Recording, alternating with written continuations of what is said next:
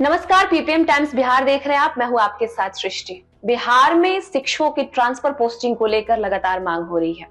इसे लेकर पहले कई तरीके से नियम बनाए गए और उसके बाद बदले भी गए, लेकिन अब तक शिक्षकों के ट्रांसफर पोस्टिंग का मामला स्पष्ट नहीं हो पाया है। इस पर सवाल जब भाजपा के एमएलसी नवल किशोर यादव से पूछा गया तो उन्होंने अपने ही सरकार के खिलाफ मोर्चा खोल दिया। उन्होंने कहा कि जो अधिकारी हैं सचिवालय के नाम पर, वे सहयोग के नाम पर प्रयोग करते हैं और पावर का दुरुपयोग करते हैं। जो शिक्षक समय आने जाने में खराब करते हैं, वो समय अपने छात्रों को पढ़ाएंगे। सरकार ने जब मान ही लिया है कि उनका तबादला करना है, तो कैटेगरी में बांटकर शिक्षकों के आंख में धूल क्यों झोंका जा रहा है? नवल किशोर यादव ने अपने ही सरकार को चेतावनी देते हुए कहा कि वे सदन आ रहे हैं, सरकार को उनकी जिम्मेवारियों का एहसास हम लोग ही कराएंगे। आखिर आप क्यों नहीं करिएगा?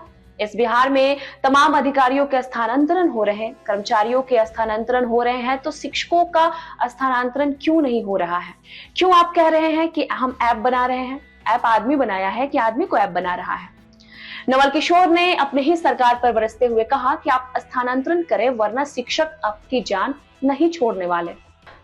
जब नवल किशोर से यह पूछा गया कि स्थानांतरण में कहां चूक हो रही है, तो उन्होंने कहा कि कहीं चूक नहीं है, क्योंकि इन लोगों को पता है कि कैसे ट्रांसफर करना है। ये लोग शिक्षकों के तबादले को लेकर सोच ही नहीं पा रहे हैं, लेकिन उनको स्थानांतरण करना ही होगा। सरकार को और अधिकारी को शिक्षकों का तबादला करना ही पड़ेगा।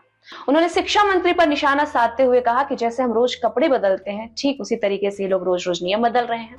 तो अब 28 तारीख से सदन है, हम लोग सरकार से सवाल पूछेंगे और जवाब भी लेंगे। सरकार को शिक्षकों का स्थानांतरण करना ही होगा, वे बच के जाएंगे कहाँ?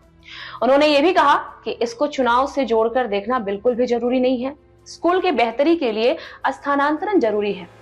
नवल किशोर ने विपक्ष पर निशाना साधते हुए कहा कि जो विपक्ष में है, उन्होंने 437 स्कूलों को बर्बाद किया, सभी शिक्षकों का प्रमंडल के स्तर पर तबादला कर दिया, जिससे माध्यमिक स्कूल चरमरा गए।